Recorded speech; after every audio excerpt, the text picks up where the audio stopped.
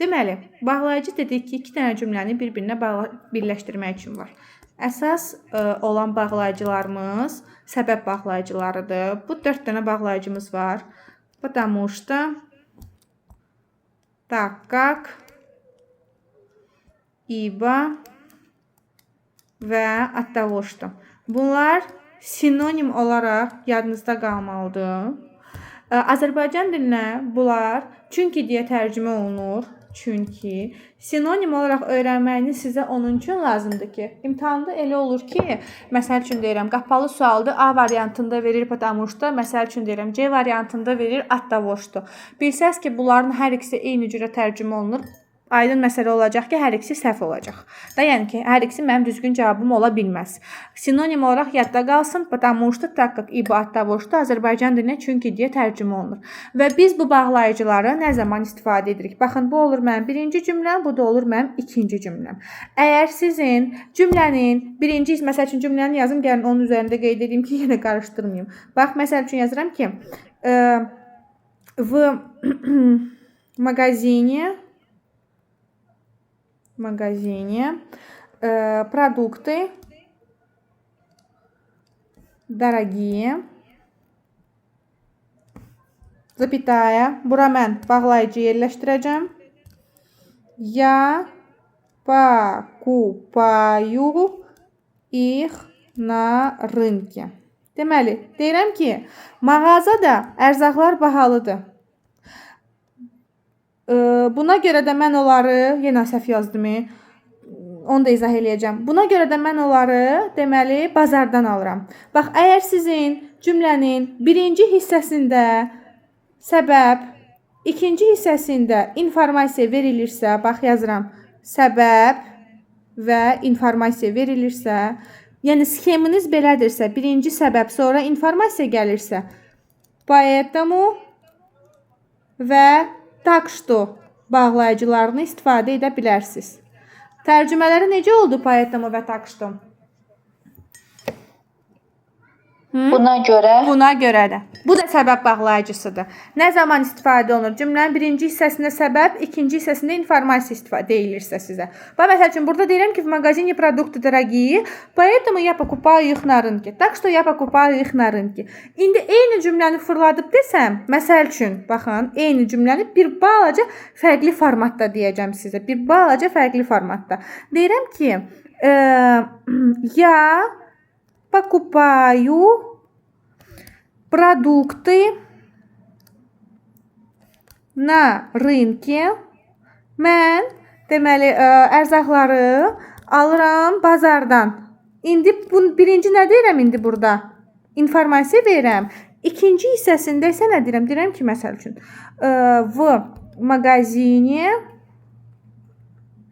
они dорогие. Çünki mağazada onlar bahalıdır. Əgər sxeminizdə, cümlənizdə birinci deməli info, sonra səbəb gəlirsə, ortalıqda так что, потому что, так как, ибо, оттого что istifadə edirsiniz. Дело в том, что bu bağlayıcılar tərcümə olaraq bir-birlərinə çox oxşardır. Потому что, так как, ибо, оттого что, çünki deyə tərcümə olunur. İki dənə də bağlayıcımız var. Поэтому, bir də так что. Bunlar isə buna görə deyə tərcümə olunur. Tək fərqi səbəb və informasiyanın yer dəyişimidir. Birinci informasiya, sonra səbəb gəlirsə, потому что, так как, ибо, оттого что. Əgər birinci səbəb, sonra informasiya gəlirsə, поэтому так что istifadə edə bilərsiniz. Bu iki cümləni də yadda saxlayın. Biraz qarışıq oldu, mənim səhvimdir, çünki tərcümədə bir balaca səhv elədim. Aydın olmayan nəsə var? Gəlin bir dənə də cümlədə izah eləyim, biraz ürəyim rahat olsun. Mən məsəl üçün belə bir cümlə qururam. Deyirəm ki, он не сдал экзамен. Bura bağlayıcı qoyacağım. Не занимался. Он не занимался. Не сдал экзаmen. Bax, birinci cümləmdə deyirəm ki, o imtahanı verməyib. Düzdür? İkinci hissədə deyirəm ki, çalışmırdı. Birinci nə gəlir, sonra nə gəlir? O imtahanı verə bilməyib. Nədir bu? İnformasiya. Bəli, ay sağ ol. Bu oldu informasiya. İmtahanı verə bilməməyinin səbəbi nədir? Çalışmamağı. Birinci informasiya, sonra səbəb gəlirsə nə istifadə edirəm? Потому что. Və bunun sinonimlərini. Так как, ибо və оттого что. İndi aşağıda eyni cümləni biraz fərqli yazmışam. O не занимался, o çalışmırdı. Buna görə də imtahanı verə bilməyib. Burada necədir? Burada birinci səbəb gəlir, sonra informasiyanı göstərirəm. Düzdür? Bura nə qoyacağam? Поэтому və так что. Aydındır? Понятно? Müəllimə, əgər bildirmək olayım sual verim. Mən indi tərcüməni elə bilmirəm də. Mən ona nəyə əsaslanıb məsələn təyin edə bilərəm? Ancaq tərcümə lazımdır bu da. Bəli. Bir başqa cürə təəssüf ki, alındıra bilmirik. Yəni ki, bağlayıcı mövzusunu yaza bilmək üçün ən azından cümlənin 30-40%-ni tərcümə edə bilməliyik. Əslində imtahanda o qədər də çətin cümlələr olmur. Normalda uşaqlar tərcümədən çox bağlayıcıları bir-biri ilə qarışdırırlar. Bu sxem sırf o bağlayıcıları qarışdırmayasınız deyə verirəm. Amma yenə də bu sualı düzgün yazmaq üçün ən azından cümlənin bir hissəsini tərcümə edə bilməliyik. Bəli, çünki informasiyanın səbəbi ayrı bilərik burada. Bəli, mütləq. Хорошо. Tak, gəlirəm ikinci bir bağlayıcımıza. Nə çatdırsam izah eləyəcəm bugün. İkinci bir bağlayıcımıza gəlirəm. Bu nə hansı bağlayıcıdır? Deməli, gəlin baxaq если bağlayıcısına. Если. Tərcüməsi əgər və sizin bunu istifadə edə bilməyiniz üçün cümlədə mütləq şərt olmalıdır. Məsəl üçün deyirəm ki, если ты придешь вовремя, əgər sən vaxtında gəlsən, мы напишем статью. Мы напишем статью. Biz məqaləni yazacağıq. Nə var burada? Cümlədə sadəcə şərt var. Gəlsən yazacağıq. Bir də bunu qarışdıra biləcəyiniz bir bağlayıcımız var. Hansıdır o? Если бы. Tərcüməsi əgər ki. Yadda saxlayın. Cümlədə если бы istifadə edə bilməyimiz üçün 3 əsas nüans olmalıdır. 1. Bax, dedim axı, mənə bağlayıcı 2 dənə cümləni bir-birinə birləşdirmək üçün lazımdır. Cümləmin hər hansısa hissəsində artıq bu istifadə olunmuş olmalıdır. Məsəl üçün, bunu bura qoyacaqsınızsa, burada artıq bir bu olmalıdır. Yəni, cümlədə toplamda 2 və yaxud da daha çox bu ədatımız olmalıdır. İkinci olaraq, yadda saxlayın, feil mütləq olmalıdır keçmiş zamanda. Keçmiş zamanı mən nə ilə yaradıram? Hansı sufikslə yaradıram, şəkilçi ilə yaradıram? El sufiksi ilə. Bəli, читал, приходил, не знаю, изучал. Mütləq feil olmalıdır keçmiş zamanda. Və üçüncü əsas nüansımız aydın məsələdir ki, tərcüməsində görə mütləq cümləniz bir şərt cümləsi olmalıdır. Bax, məsəl üçün, gəlin bir dənə yuxarını silim. Daha doğrusu, gəlin elə bu yuxarıda olan cümləni если бы ilə istifadə edək. Bax, deyirəm ki, если ты придешь вовремя, мы напишем статью. Əgər sən vaxtında gəlsən, biz deməli yazacağıq da этот bu niyə belə silindir? Biz deməli yazacağıq. Statya sözünü də axıra qədər yazmamışam. Statyu. İndi bu cümləni fərqləndirirəm. Если бы ilə istifadə edəcəm. Deyirəm ki, siz görürsünüz ekranı. Mən burada telefondan baxıram, vроде bu görürəm. Biraz oynatdım daskanı, ona görə soruşuram. Bəli, dərs video qeyd olunur. Bu dərsin video qeyd olunur var. Хорошо. Baxın, deyirəm ki, если бы ты пришел вовремя, мы бы написали статью. Baxın. 1, 2. 2 dənə bu var. Fe'l пришел, написали. Hansı zamandadır? Keçmiş zamanda. Deməli, 2 dənə b var. Fe'l keçmiş zamanda istifadə olunub. Cümlə şərt cümləsidirmi? Ona görə rahatlıqla ortaya yesli b qoya bilərsiniz. Aydındır? Müəllim, yesli ilə yesli bu arasında nəsə tərcümədə fərq var? Yesli əgər, yesli b əgər ki. Əgər ki sən gəlsəydin, biz tərcümə edərdik. Bir də var, əgər sən gəlsən, biz tərcümə edərik. Хорошо? Yəni yesli bu olan cümlələrə yesli də qoya bilərik də əslində. Əgər b olmasa, bəli, məna olaraq qoya bilərsiniz, amma zaman dəyişməlidir, b olmalı deyil. Aydındır? Belə amma bəli, ikisi də şərt cümləsidir. Хорошо. Başqa birini də keçək. Deməli, hansı əvəzliyib, daha doğrusu bağlayıcımızdır? Deyim, чтобы. Чтобы. Tərcüməsi üçün. Sinonimi. Для того, чтобы. Bax, sinonimlərini mütləq yadda saxlayın. Bir yenə təkrarlayıram. Bəzən elə olur ki, qapalı sualda A variantında məsəl üçün verir чтобы, B variantında verir для того, чтобы. Hər ikisi eyni icra tərcümə olunur da. Sizcə o bizim düzgün variantımız ola bilər? Siz inanırsınız ki, o sinonim bağlayıcıları bilmək uşaqların işini o qədər asanlaşdırır ki. Yadda saxlayın. Чтобы, sinonimi для того, чтобы və Azərbaycan dilinə üçün deyə tərcümə olunur. Nə zaman istifadə olunur? Чтобы ümumiyyətlə məqsəd bağlayıcısıdır. Cel. Məqsəd. Yəni cümləmizdə bir məqsəd olmalıdır ki, mən onu istifadə edeyim. Məsəl üçün deyirəm ki, мой брат усердно занимается. Yəni tərcümə edeyim mən bu hissəni. Mənim qardaşım çox çalışır. Ciddi. Bəli, ciddi çalışır, çox çalışır. Поступить в университет. Cümləm təxminən belə olmalıdır. Mənim qardaşım çox çalışır universitetə qəbul olmaq üçün. Nə qoyacam bura? Nə qoya bilərəm? Чтобы qoya bilərəm. Və yaxud da для того, чтобы qoya bilərəm. İkisi də eyni şeydir. Düzdür? Для того, чтобы. İndi bir dənə gəlin fe'limizə diqqət yetirək. Yəni чтобы-dan sonra istifadə olunan fe'lə. Sizə sual verirəm. Bu fe'l hansı formadadır? Bu T məxki znak mənayı göstərirdi. Məstər olmaz. Malades. T məxki znak, T, bir də Ç məxki znak. O ikisini də T məxki znak yazdım. T məxki znak, T, bir də Ç məxki znak mənə fe'lin məstər formasında olduğunu göstərir. Yadda saxlayın.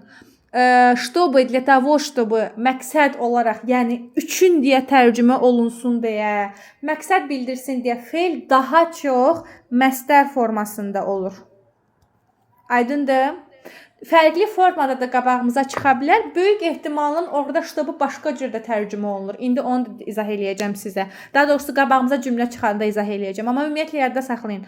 Чтобы, для того, чтобы üçüncüyə tərcümə olunur. Cümlədə məqsədi olmalıdır mütləq onları istifadə edə bilməyin üçün. Də belə deyək. Və nə deyəcəkdim? Bəli, cümlədə mütləq məqsədi olmalıdır və fe'l daha çox məstər formasında olur. Хорошо? Daha çox məstər formasında olur. Понятно? Vопросы есть? Qaranlıq qalan nəsə var? Nəsə bir sualınız və yaxud da hamıya aydındır? Bəli, aydındır. Хорошо. Tak, daha sonra bunu da dedik. Если bu da dedim. Aha. Bir-iki nüans qalıb, onları da izah edeyim. Deməli, bu əslində izah eləyəcəyim bağlayıcıdan çox aiddir, deməli, nitq səhvi məsələsinə. Дело в том, что bizim 2 dənə bir-biri ilə sinonim olan bağlayıcımız var, amma onların təbii ki arasında fərq var. Hansı sinonimlərdir bunlar? Daha doğrusu bağlayıcılardır. Благодаря тому, что və значит из-за того, что из-за того, что. Deməli, predlog mövzusundan, söz önü mövzusundan благодаря bir də из-за sizin yadınızda olmalıdır. Благодаря тому, что və из-за того, что. Благодаря və из-за, благодаря тому, что və из-за того, что əslində tərcümə olaraq eynidir. Sayəsində deyə tərcümə olunur. Sadəcə fərq nitq hissəsindədir də. Yəni благодаря predlogdur tək istifadə olunanda. Из-за da predlogdur. Amma благодаря тому, что, из-за того, что bunlar bağlayıcıdır. Из-за того, что isə görə deyə tərcümə olunur da, səbəb göstərir. Səbəb. Deməli, yadda saxlayın. İndi niyə bu nitq səhvi olaraq qarşımıza çıxa bilər və bunların fərqi nədədir? Əgər tərcüməsinə baxsaq, nəyəsə görə, nəyinsə sayəsində tərcümələri bir-birinə oxşuyur. Amma yadda saxlayın, благодаря тому, что və благодаря özü istifadə olunur sadəcə pozitiv bir durumda. Nə deməkdir bu? Bax, məsəl üçün deyirəm ki, sestra хорошо сдала экзамен. Tərcümə edin. Bacım imtahanı yaxşı verib. Bacım imtahanı yaxşı verdi. Bu necə bir cümlədir? Pozitiv cümlədir. Kiminsə imtahanı yaxşı verməyi pozitiv bir məsələdir. Yox, bura plus qoyuram. Bu plus yəni pozitiv cümlədir mənasında. Хорошо? İkinci hissəyə baxın. Благодаря тому, что ей помогли друзья. Tərcümə. Перевод. Dostların kömək sayəsində. Bəli, dostların ona kömək etməsi sayəsində o imtahanı yaxşı verib. Yəni cümlədə pozitiv bir məsələ var, pozitiv bir durum var. Aydındır? Yəni ki, əgər cümlədə pozitiv nəsə varsa, görə, sayəsində demək istəyirsinizsə, orada благодаря və yaxud da благодаря тому, что istifadə edə bilərsiniz. İza того, что istifadə olunur. Əgər sizin göstərdiyiniz səbəb neqativdirsə. Bax, məsəl üçün deyirəm ki, мы не успели на урок. Перевод, пожалуйста. Biz dərsi çatdıra bilmədik. Bəli, biz dərsə gəlib çata bilmədik də. Düzdür? Из-за того, что были ужасные пробки. Tərcümə. Çox pis tıxacda oldu. Bəli, çünki çox dəhşətli probka var idi. Tıxac var idi. Tıxacda. Aysa, bax mənim o cümləm neqativlə başlayır. Biz dərsə gecikmişik. Çatdıra bilməmişik. Aydındır? Хорошо? Yəni cümlədə pozitiv bir şey, durum varsa, sayəsində deyə tərcümə olunursa əgər, благодаря тому, что və yaxud da predlog olaraq благодаря. Yox, əgər göstərdiyiniz durum neqativdirsə, səbəb varsa, görə varsa, da из-за того, что istifadə edəcəksiniz. Bax, məsəl üçün, səhv olaraq qarşımıza necə çıxa bilər? Ruski sektorda bu tez-tez qarşılaşdırır. Məsəl üçün, deyir ki, благодаря плохой погоде мы sидели дома. Sizcə bu cümlə düzgündür? Hadi. Verməm. Bəli. Bax deyir ki, biz evdə oturuq. Yəni ki, pis elə bir tərcüməsi belə olacaq da. Pis havanın sayəsində biz evdə oturmuşuq. Pis havanın sayəsində yoxsa pis havaya görə hansı daha düzgündür? Havaya görə. Ay sağ ol. İndi bax, burada uca pis bir durum var da, yəni hava pisdir. Neqativ bir durum var. Mən neqativ cümlədə благодаря istifadə edə bilərəm predlog olaraq. Bax bu bağlayıcı deyil ha, predlog olaraq deyirəm. Xeyr, хорошо? Olmaz уже. Olmalıydı burada из-за того, что была плохая погода və yaxud da из-за плохой погоды. Хорошо? В общем, yadda saxlayırsınız. Благодаря тому, что pozitiv cümlələrdə из-за того, что görə deyə tərcümə olunur və daha çox əgər səbəb neqativdirsə istifadə olunur. Хорошо? Bax, məsəl üçün deyirəm ki,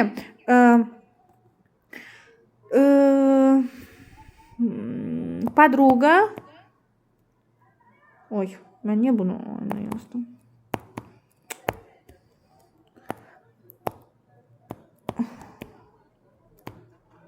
Подруга, значит, решила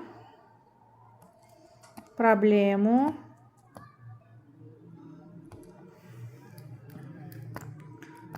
благодаря тому, что ей помог папа. Перевод.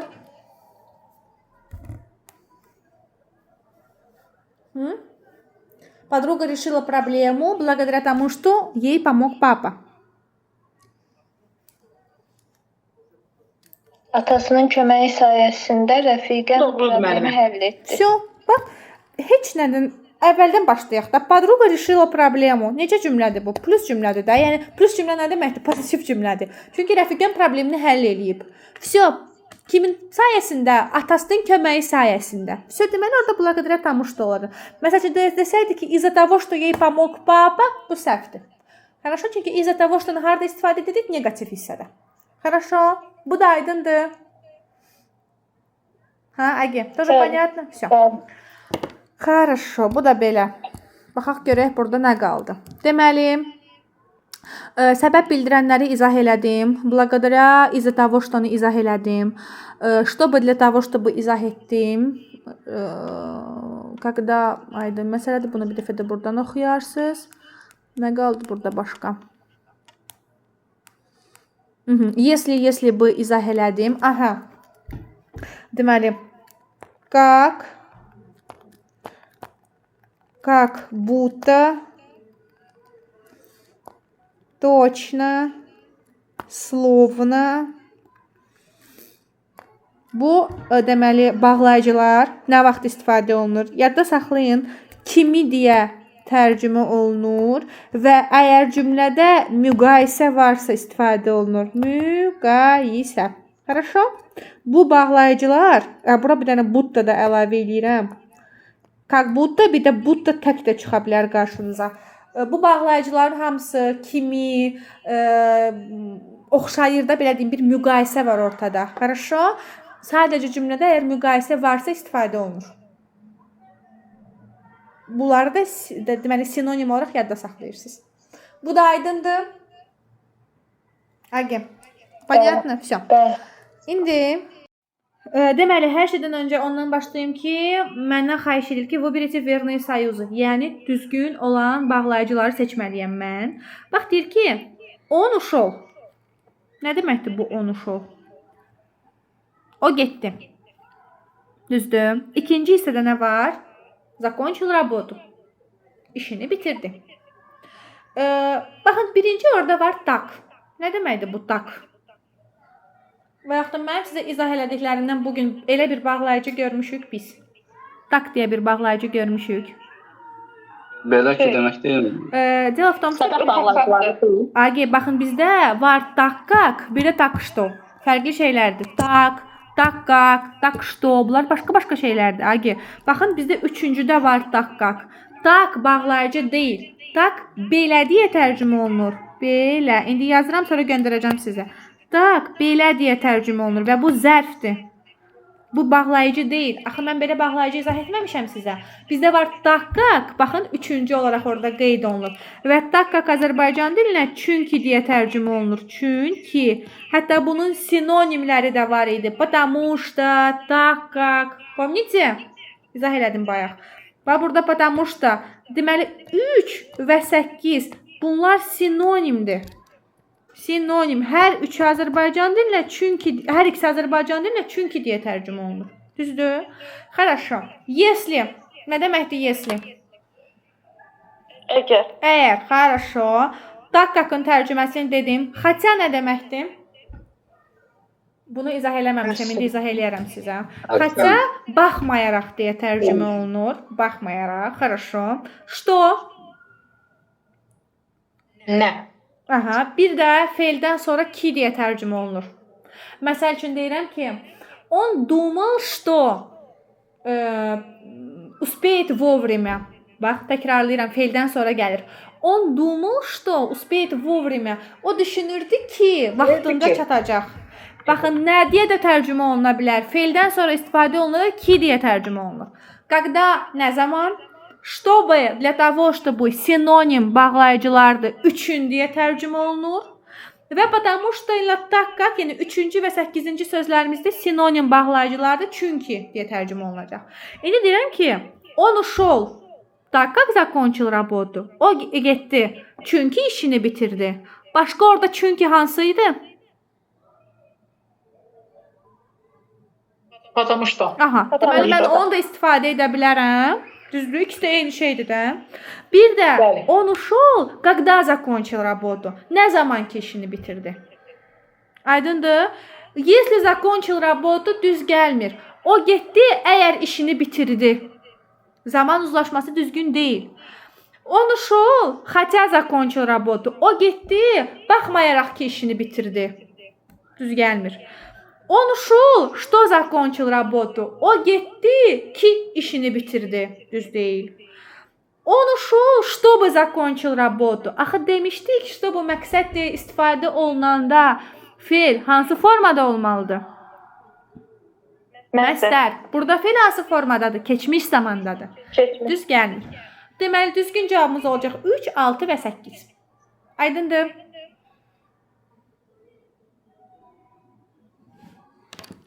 Понятно?